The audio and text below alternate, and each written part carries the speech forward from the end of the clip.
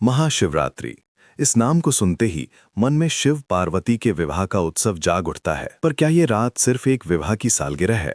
नहीं, ये रात 3 ऐसी बड़ी घटनाओं की गवाह है जिन्होंने ब्रह्मांड की दिशा ही बदल दी। ये रात सिर्फ जश्न की नहीं, बल्कि उस गहरे अंधेरे की भी साक्षी है जब सृष्टि विनाश के कगार पर आ खड़ी हुई थी। तो चलिए आज महाशिवरात्रि के उन रहस्यों को जानते हैं जो हमें बताते हैं कि ये रात इतनी महान क्यों है। इसकी शुरुआत होती है अहंकार के एक टकराव से। एक बार सृष्टि के रचयिता ब्रह्मा और पालनहार विष्णु में इस बात पर बहस छिड़ गई कि दोनों में से कौन ज्यादा महान है।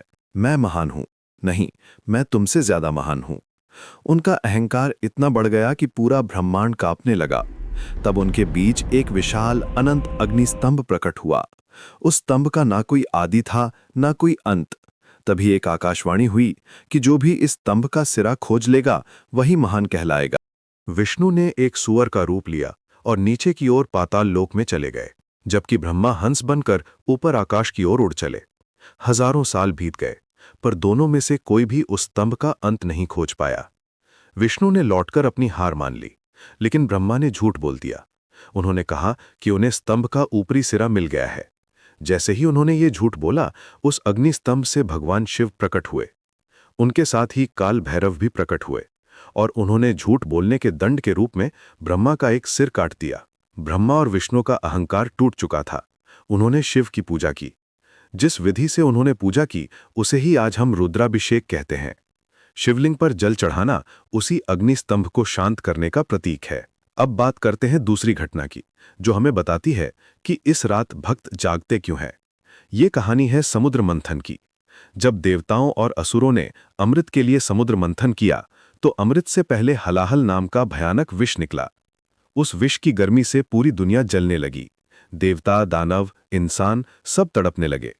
कोई भी उस विष को रोक नहीं पा रहा था। तब सबने मिलकर महादेव से प्रार्थना की। सबकी रक्षा के लिए शिव ने उस पूरे विष को अपने कंठ में धारण कर लिया।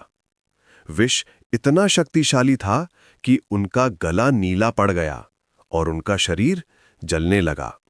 उनकी पीड़ा को कम करने के लिए सभी देवताओं ने रात भर जागकर उन्हें जल, दूध और बेलपत्र अर्पित किए। उन्होंने शिव के पास बैठकर जागरण किया ताकि उनका ध्यान बटा रहे और उन्हें आराम मिले। ये वही रात थी, महाशिवरात्रि की रात। इसीलिए आज भी भक्त इस रात जागरण करते हैं और शिवलिंग पर ठंडी चीजें चढ़ाते हैं ताकि शिव को उस विष की ज्वाला से शांति मिले। और तीसरी कथा है प्रेम और तपस्या की। ये शिव और शक्ति के मिलन की कहानी है। माता सती के आत्मदाह के बाद शिव गहरे दुख और वैराग्य में चले गए थे। उन्होंने दुनिया से खुद को अलग कर लिया और एक तपस्वी बन गए। हजारों साल तक वो कठोर तपस्या में लीन रहे। दूसरी ओर माता सती ने पार्वती के रूप में पुनर्जन्म लिया। पार्वती ने शिव को अपने पति के रूप में पाने के लिए हजारों साल तक कठोर तपस्या की। उनकी भक्ति और प्रेम की शक्ति इतनी ज्यादा थी कि आखिरकार भोलेनाथ का वैराग्य पिघल गया। उनकी तपस्या सफल हुई और शिव ने उन्हें अपनी पत्नी के रूप में स्वीकार किया।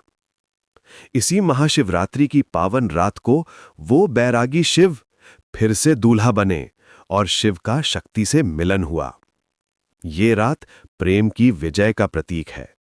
तो महाशिवरात्रि सिर्फ एक त्योहार नहीं, ये अहंकार पर विनम्रता की, विनाश पर त्याग की और वैराग्य पर प्रेम की जीत का प्रतीक है। ये हमें याद दिलाती है कि शिव हर रूप में महान है,